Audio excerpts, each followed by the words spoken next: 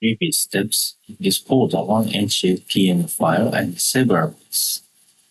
Those are prepared to make dynamic movie, but we can make those information merge together. In order to make one unified diagram, because those pictures indicate just one analysis result only, the shadows of each picture shows each time situation respectively. Thus, I will make those pictures as one diagram.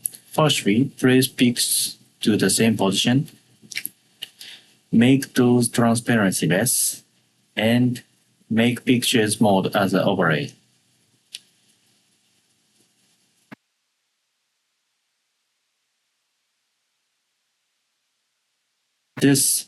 Those pictures shadows show up on the one figure, and add some captions like this.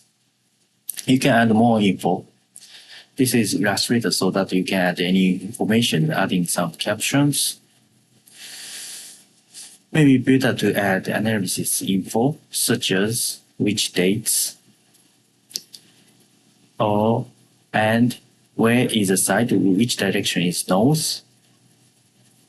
Analysis figure should be those captions not to make mistakes. This is a method by image based. When the case we need to use the image, it has to more than 300 ppi minimum.